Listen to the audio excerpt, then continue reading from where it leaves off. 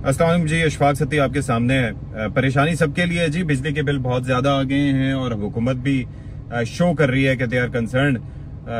ऐसे में वजीर आजम साहब ने कहा कि जी मेरे घर का एसी मेरा एसी जो है वो ना चलाया करें। भाई that is not the answer.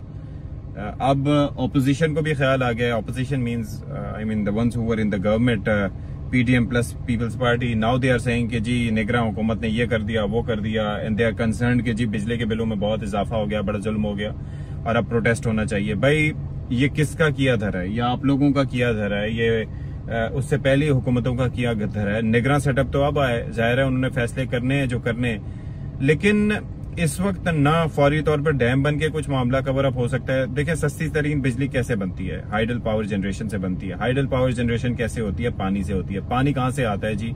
दरियाओं के जरिए आता है। बनती कैसे है बिजली? डैम बनाने पड़ते हैं। हमारे पास डैम कौन कौन से है जहाँ से हाइडल जनरेशन हो रही है?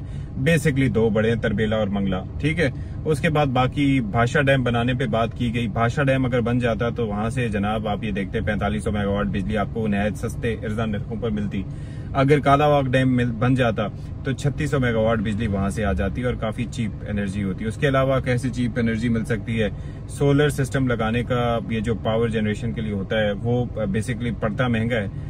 अब काफी उसके पैनल महंगे हो गए हैं, लेकिन जो बिजली की जनरेशन है वो काफी चीप पड़ती है अगर उसे की जाए। विंड के जरिए पावर जनरेशन जो हमारे जमपीर की साइड पे पूरा सेटअप है वो जाहिर है कि उसको मजीद बढ़ाया जा सकता है। जियोथर्मल तरीका दुनिया भर में इस्तेमाल किया जा सकता है। पाकिस्तान में अभी उसका स्कोप नहीं है। बाकी IPPs मौजूद हैं और यहाँ से हुकूमत से गैस खरीद के और सस्ती गैस खरीद के महंगी बिजली अवाम को बेची जा रही है और फी यूनिट कॉस्ट जो है वो 55 से लेके 75 रुपए 77 रुपए तक है। अब चक्कर ये है कि इसमें मैं क्या प्रेजेंट करना चाह रहा हूँ? मैं बेसिकली ये बताना चाह रहा हूँ आप लोगों को कि भाई मसला ये है कि वी आर ऑल कंसर्न कि चलो एक जानिब हम तो चलो महंगे बिल दे रहे हैं, जो कि देना जाहिर है कि हमारी औकात से बढ़ चुका है। भाई मेरे लिए नहीं मैनेज होता। भाई 26, 27, 28 हजार अगर बिल आता है ना तो मेरे लिए नहीं मैनेज होता। मेरे लिए बड़ा मुश्किल हो जाता है उसमें गुजर बसर करना और गुजारा चलाना। तो सोचें जिनकी तनख्वाह इतनी कम होती होगी वो कैसे करते होंगे। अब इसमें चक्कर क्या है? चक्कर ये है कि एक तो चलो जी महंगा बिजली महंगी, यानी कि फी यूनिट कॉस्ट महंगी। उसके अलावा जो टैक्सेस लग रहे हैं उनकी जरा तफसील आपको बताना चाहूंगा।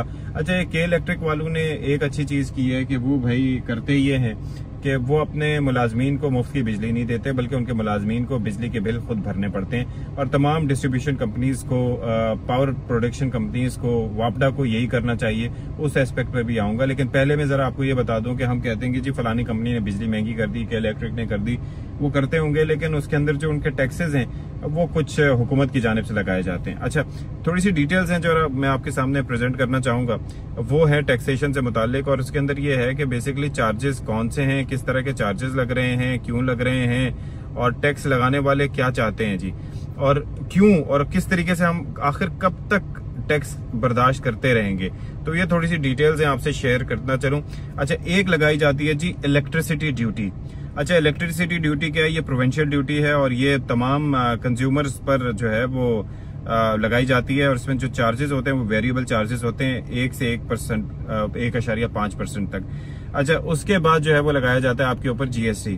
अच्छा, GST जो है वो आपके मतलब ये कि 17% जो है उनका जो बिल होता है उसके परसेंट के हिसाब से लगाया जाता है। फिर PTV लाइसेंस फीस। भाई मुझे नहीं याद पड़ता लास्ट टाइम मैंने PTV कब देखा होगा। केबल के पैसे भरते हैं या फिर इंटरनेट के पैसे भर के वहां से टीवी चलाते हैं, लेकिन ये 35 रुपए खाम खा के जो है वो लिए जाते हैं डोमेस्टिक से और 60 रुपए उनसे जो बाकी है कमर्शियल से।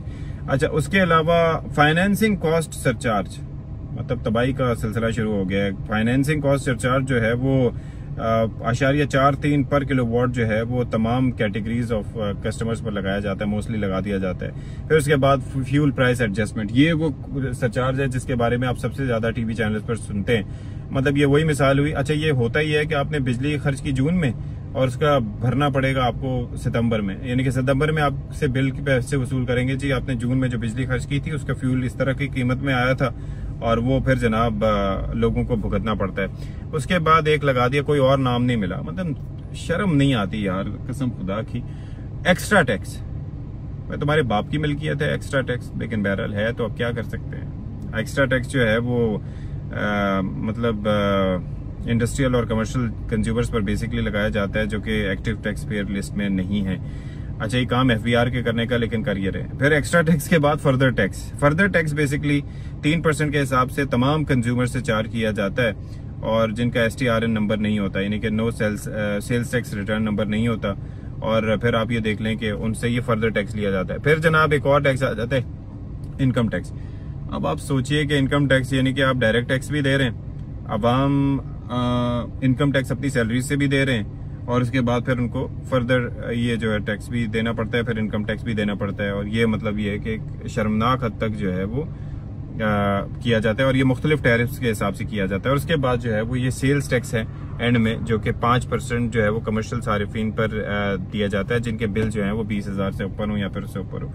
तो मैं सिर्फ आपको बताना चाह रहा था कि टैक्स का रेशो क्या है, किस हद तक टैक्स वसूल किया जाता है, कितना टैक्स के बाहर तले, और डायरेक्ट और इनडायरेक्ट टैक्स की वजह से हमारी कितनी मत मारी जाती है।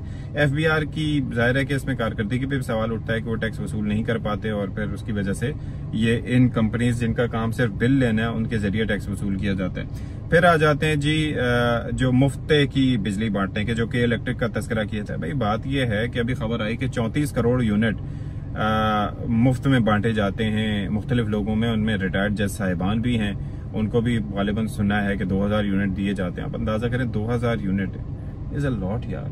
यहाँ पर 400 यूनिट पे हमसे बिजली के बिल नहीं भरे जा रहे, तो ये 2000 यूनिट कहाँ और कैसे खर्च होते होंगे, और मुझे यकीन है कि मुकम्मल खर्च होते होंगे। एक वापडा के एक आम एम्प्लॉई जो हों, उनके बिल जब सर्कुलेट कर रहे होते हैं सोशल मीडिया पर, तो वहां पर हम देखते हैं कि तकरीबन कोई वहां पर उनके 1200, 1300, 1500 यूनिट होते हैं, और उनको बिल कोई नहीं भरना पड़ता।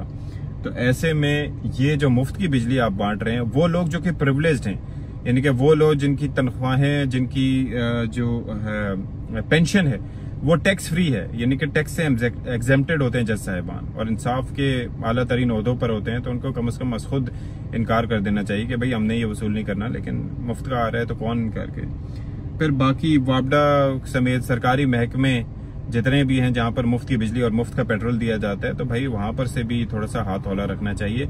हमें पता होना चाहिए कि कोई तकसीम नहीं है, यानी कि हम आपने करना है, हमने नहीं भरना, सबने मिलके भरना है और सबने कम करना है।